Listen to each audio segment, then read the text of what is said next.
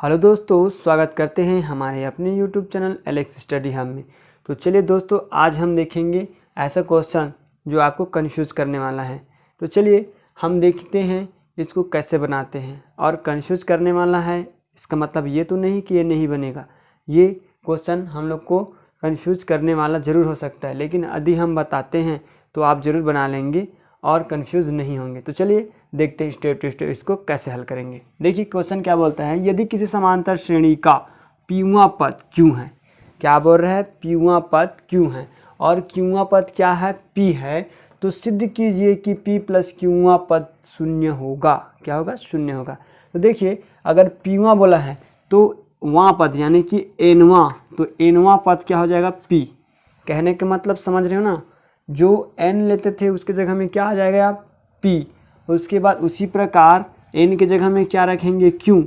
ठीक है। अब क्या बोल रहा है कि पीवां पद क्यों है तथा क्यूवां पद पी है, तो पी प्लस क्यूवां पद हमें ज्ञात करना है। तो लास्ट में हम फिर इसके दोनों को निकाल लेंगे, तो फिर लिखेंगे पी प्लस क्यूवां पद। तो क्या करना है हमें, पीवां क्यूवां और पी प्लस क्यूवां पद को हमें ज्ञात करना है। तो चलिए इस सवाल को हल करेंगे। तो सबसे पहले हम इसको क्या कर लेंगे, मान लेंगे। कैसे मानेंगे कि माना श्रेणी का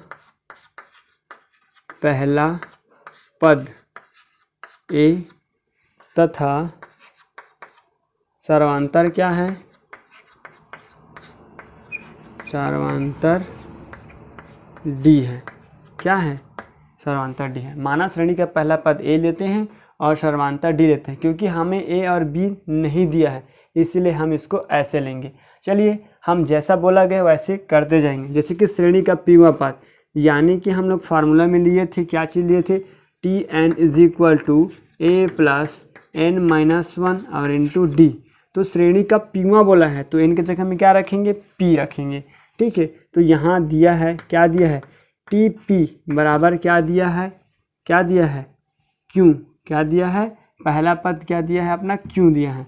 तो T P is equal to क्या लेते हैं, क्यू। ठीक है, क्यू। तो T P is equal to Q और एन बराबर क्या लेंगे हम लोग, पी लेंगे। एन बराबर क्या लेंगे, पी, क्योंकि एन की जगह में हमें पी रखना है, क्योंकि बोला गया ना प्रश्नानुसार कि श्रेणी का पीवां पद क्या लिखा है, श्रेणी का पीवां पद। ठीक है, पहला कंडीशन हम लोग फॉलो करेंगे। तो T P is equal to क्या हो जाएगा, इतना। तो हम लिख सकते हैं इधर T P is equal to A plus P minus one into D. तो टी पी का वैल्यू क्या दिया है अपना, क्यू। क्या दिया है, क्यू।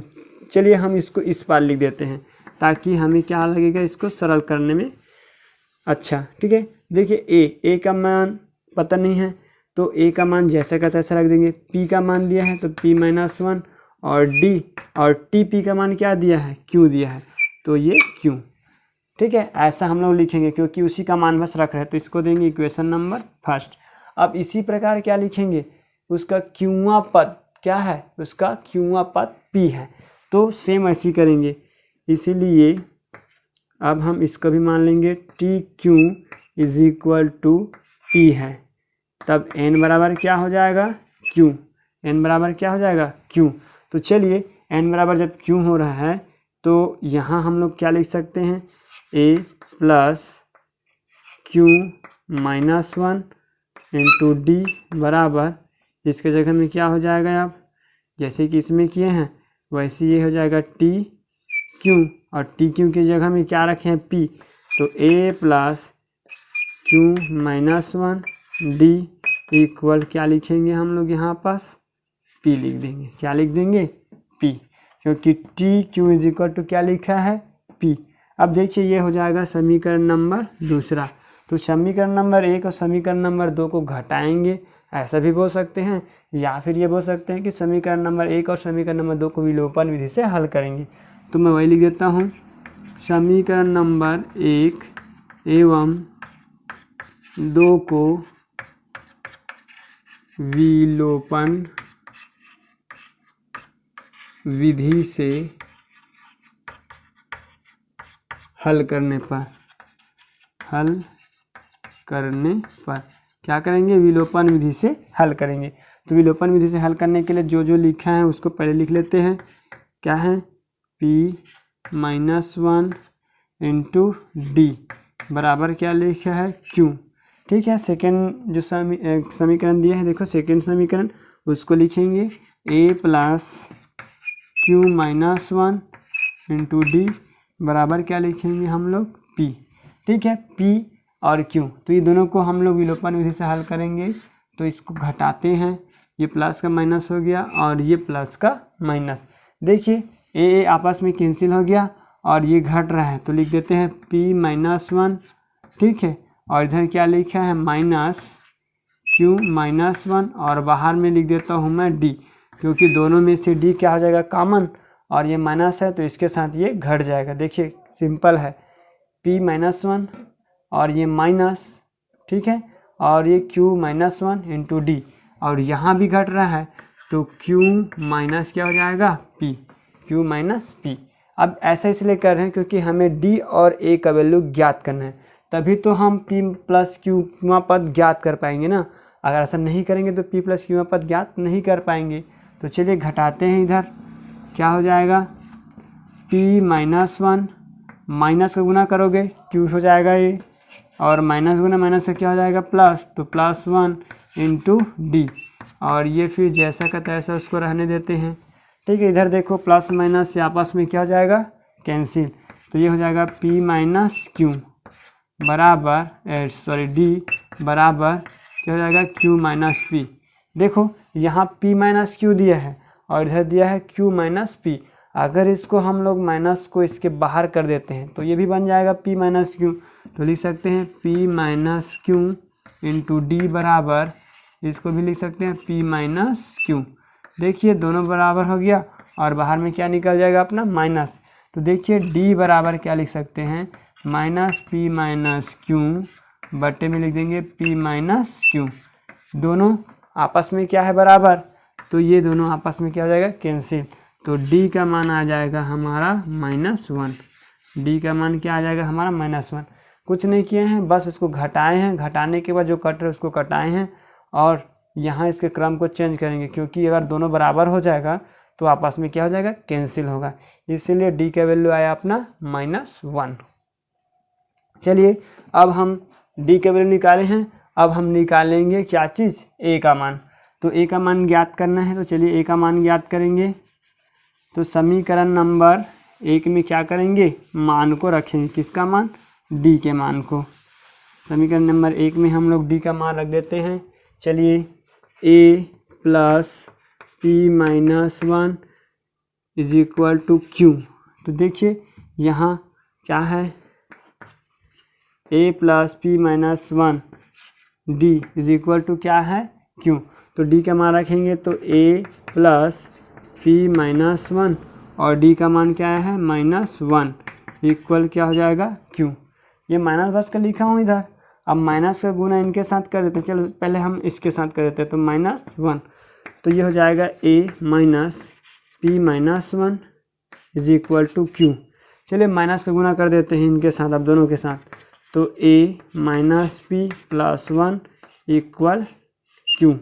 ठीक है, अब देखो हमें किसका वैल्यू ज्ञात करना है, a का वैल्यू ज्ञात करना है।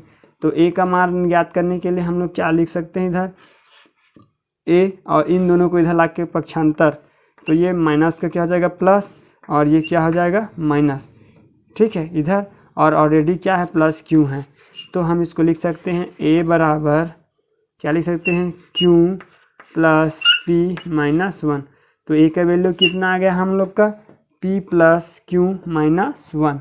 अब देखो हमें क्या चीज़ चाहिए था, a का वैल्यू चाहिए था और d का वैल्यू चाहिए था। तो a और d के मान से हम लोग फिर क्या ज्ञात कर सकते हैं, p प्लस q पद ज्ञात कर सकते हैं। चलिए अब p प्लस q पद हम लोग ज्ञात कर देते हैं।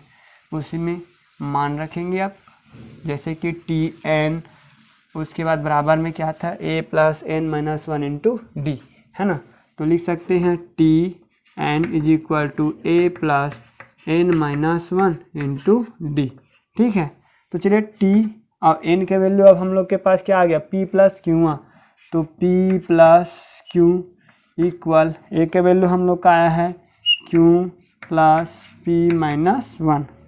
क्या आया है, p प्लस क्यू माइनस 1 है ना। तो q प्लस p माइनस 1 ये आया है अपना a का वैल्यू, और प्लस n का वैल्यू क्या लिखे हैं हम लोग, तो p प्लस क्यू माइनस 1, और d का वैल्यू आया है अपना -1। ये -1 का गुना फिर से करेंगे किसके साथ, प्लस के साथ, तो ये भी क्या हो जाएगा माइनस। तो टी पी प्लस क्यू बराबर क्यू प्लस पी -1, और ये माइनस गुना प्लस यानी कि माइनस, ये हो जाएगा p प्लस क्यू -1। अब माइनस का गुना इन तीनों को साथ करेंगे, तो टी पी प्लस क्यू बराबर क्यू प्लस पी -1, और ये माइनस पी, और ये माइनस क्यू, और ये +1। ठीक है, देखो माइनस का बस गुना किया हो, माइनस पी हो गया, माइनस क्यू हो गया, और प्लस क्या हो गया 1। तो ये 1 से 1 कैंसिल, और यहाँ से क्या हो जाएगा, देखो माइनस पी है तो ये माइनस पी प्लस पी से कैंसिल हो गया, और ये क्यू है तो ये क्यू से कैंसिल, यानी कि T plus Q is equal to क्या आया 0, जो कि क्वेश्चन में बोला। देखो यदि किसी समांतर श्रेणी का पीवा पद क्यू है तथा क्यूवा पद पी हो तो सिद्ध कीजिए कि पी प्लस क्यूवा पद का मान क्या होगा, 0 होगा। देखिए हम लोग 0 ले आए तो ये हम लोग का क्या हुआ, सिद्ध हुआ। तो क्या लिख देंगे, सिद्ध हुआ कि पीवा प्लस क्यूवा पद का मान क्या है, 0 है। ठीक है दोस्तों, तो इसको ऐसा बनाना रहता है। इसी प्रकार से एक और एग्जाम्पल है जिसको हम नेक्स्ट वीडियो में बनाने वाले हैं, वो भी बहुत ही इम्पॉर्टेंट है। ये क्वेश्चन और जो बताने वाले हैं वो क्वेश्चन एग्ज़ाम में बहुत बार पूछा गया है, इसीलिए इस सवाल को हमें नहीं छोड़ना है और तैयारी करके ज़रूर जाना है। So thanks for watching.